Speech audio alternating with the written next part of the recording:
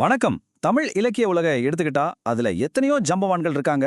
ஆனா அவங்கள ஒரு மாபெரும் ஆளுமைய பத்தின இந்த சிறப்பு அலசலுக்கு உங்களை அன்போடு வரவேற்கிறேன். இன்னைக்கு நாம யார பத்தி பார்க்க போறோம்னு நீங்க நேரம் கணிச்சிருப்பீங்க. ஆமாம், அமரர் ஆர் கிருஷ்ணமூர்த்தி, அதாவது நம்ம கல்கி அவர்களை பத்தி தான். வாங்க நேரடியா விஷயத்துக்குள்ள போயிடலாம். இப்போ கல்கி அப்படின்ன உடனே நிறைய பேருக்கு சமீபத்துல ரிலீஸ் ஆன கல்கி 2898 ஏடி அப்படிங்கிற அந்த பிரம்மாண்டமான சயின்ஸ் ஃபிக்ஷன் படம் தான் ஞாபகத்துக்கு வரும். ஆனா உண்மையான கல்கி யார் தெரியுமா? அந்த படத்துக்கும் முன்பே தமிழ் இலக்கிய உலக பல தசாப்தங்களா ஆண்ட ஒரு எழுத்து சக்கரவர்த்தி இருக்காரு. ரெண்டு பேருமே திருமாலோட 10வது அவதாரமான கல்கிங்கிற பேரை தான் தாங்கியிருக்காங்க. ஆனா இந்த புனைப்பெயருக்கு பின்னாடி இருக்கிற சுவாரஸ்யம் என்னன்னு தெரிஞ்சா நீங்களே ஆச்சரியப்படுவீங்க. சரி, இந்த கல்கி அப்படிங்கிற இலக்கிய சகாப்தம் எப்படி உருவாச்சுன்னு பாப்போம். ஆர் கிருஷ்ணமூர்த்தி அவர்கள் தன்னோட மனைவியான கல்யாணிங்கிற பெயர்ல இருந்து கல் அப்படிங்கிற முதல் பாதியையும் தன்னோட பெயரான கிருஷ்ணமூர்த்தியிலிருந்து கி அப்படிங்கிற எழுத்தையும் சேர்த்துதான் கல்கி அப்படிங்கிற இந்த ஐகானிக் புனைப்பெயரை உருவாக்கினாரு. இது திருமாலோட 10வது அவதாரத்தையும் குறிக்கிற மாதிரி அமைஞ்சது நிஜமாவே ஒரு மாஸ்டர் ஸ்ட்ரோக் இல்லையா? இப்போ எழுதுகோளும் சுதந்திர போராட்டமும், அதாவது அந்த மாபெரும் எழுத்தாளனுக்குள்ள இருந்த ஒரு தீவிரமான போராடிய பத்தி பார்க்கலாம். கல்கி அப்படின்னோடனே நமக்கு அவருடைய பிரம்மாண்டமான நாவல்கள் தான் சடக்குன்னு ஞாபகத்துக்கு வரும். ஆனா எழுத்துலகத்துல ஒரு முடிசூடா மன்னனா மாறதுக்கு முன்னாடி அவர் நாட்டை உயிரா நேசித்த ஒரு உண்மையான சுதந்திர போராட்ட வீரரா இருந்தாருங்கிறது பலருக்கும் தெரியாத ஒரு விஷயம். அவருடைய அந்த போராட்ட பயணத்தை கொஞ்சம் உற்று கவனிப்போம். 1899ல புதமங்கலத்துல பிறந்த அவரு 1921ல மகாத்மா காந்தியோட ஒத்துழையாமை இயக்க அழைப்பை ஏத்துக்கிட்டு எந்த யோசனையும் இல்லாம தன்னோட பள்ளி படிப்பே பாதியில தூக்கி போட்டுட்டு நாட்டுக்காக களம் இறங்கினாரு. தேசத்துக்காக 1930-31களில் பலமுறை கொடூரமான சிறைவாசத்தையும் அனுபவிச்சாரு. அதுக்கப்புறம் 1941ல் விகடனிலிருந்து வெளியே வந்து தன்னோட சொந்த பத்திரிகையான கல்கி இதழை தொடங்கினாரு.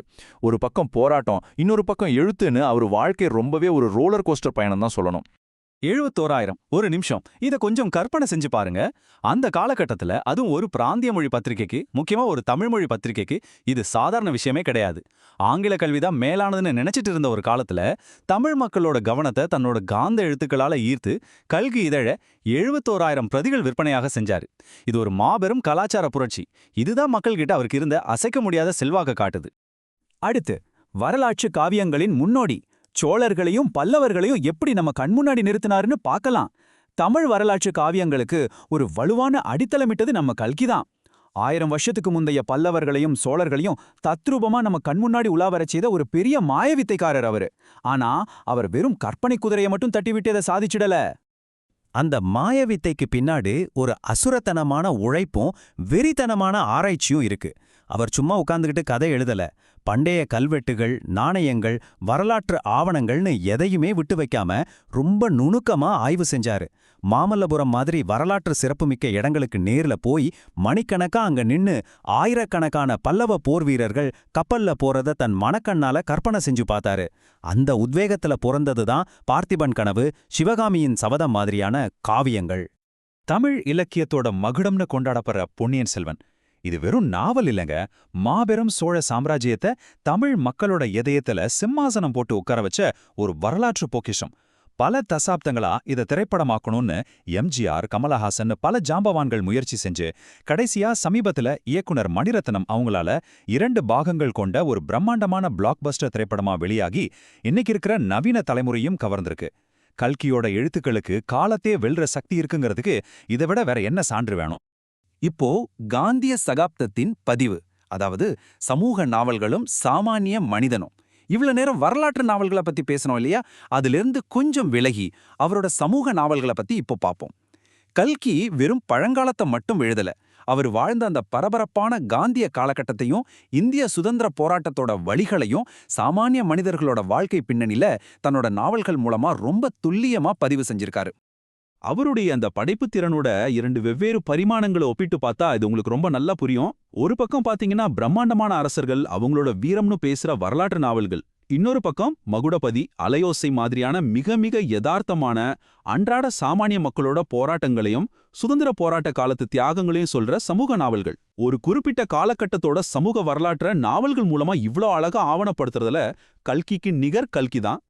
இதை இன்னும் கொஞ்சம் ஆழமா புரிஞ்சுக்க மகுடபதி நாவல ஒரு கேஸ் ஸ்டடியா எடுத்து அலசுவோம். இது ஒரு சாதாரண சமூக நாவல் கிடையாது, வாசிக்கிறவங்கள இருக்கையோட நுனிக்கே கொண்டு வர்ற ஒரு பக்கா சஸ்பென்ஸ் த்ரில்லர்னு கூட சொல்லலாம்.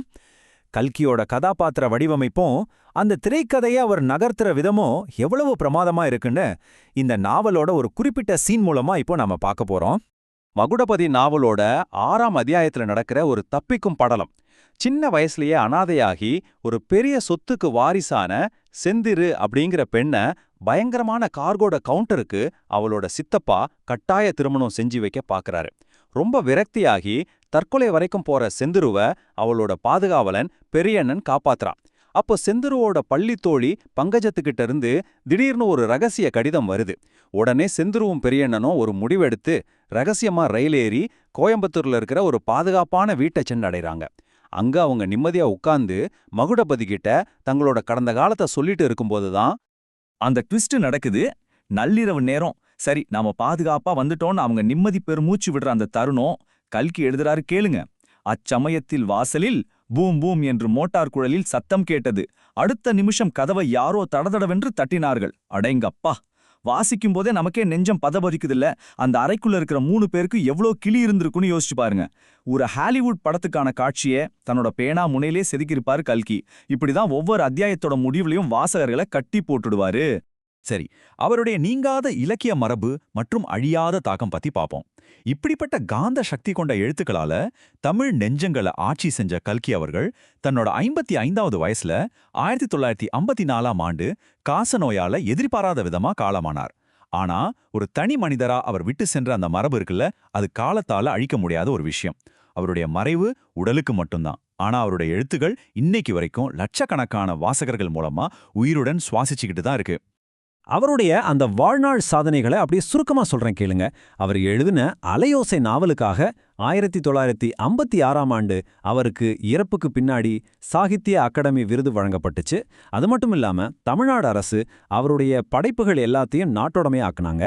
இது மட்டும் இல்ல, காந்தியடிகளோட சத்திய சோதனைய ரொம்ப சிறப்பா தமிழ்ல மொழிபெயர்த்தாரு.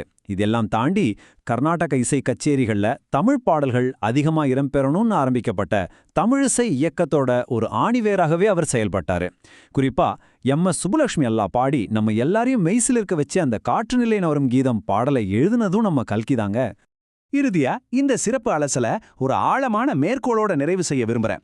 500 BCல எழுதப்பட்ட புறநானூற்று பாடலான யாதுமூரே யாவரும் கேளீர் தீதும் நன்றும் பிறர் தர வாரா பெரியோரை வியத்தலும் இலமே சிறியோரை இகழ்தல் அதனினும் இலமே. இந்த உன்னதமான தத்துவம் தான் கல்கி அவர்களோட பரந்த சிந்தனைக்கும் தமிழ் மரபோட பெருமைக்கும் அடிப்படையா அமைஞ்சது. எல்லைகளை கடந்து எல்லாரையும் நேசிக்கிற அந்த சிந்தனையை தன்னோட எழுத்துக்கள் மூலமா அவர் விதைச்சிட்டு போயிருக்காரு. இப்போ சொல்லுங்க, இந்த மாபெரும் இலக்கியவாதியோட படைப்புகள்ல எந்த நாவலை நீங்க முதல்ல வாசிக்க போறீங்க? நீங்களும் அந்த பிரம்மாண்டமான சோழ பல்லவ தேசங்களுக்கு பயணம் செய்ய தயாரா? கல்கியோட புத்தகங்களை தேடி படியுங்கள், ஒரு புது உலகத்தை கண்டறியுங்கள். மீண்டும் இதுபோல இன்னொரு சுவாரஸ்யமான தொகுப்போட உங்களை சந்திக்கிறேன். நன்றி.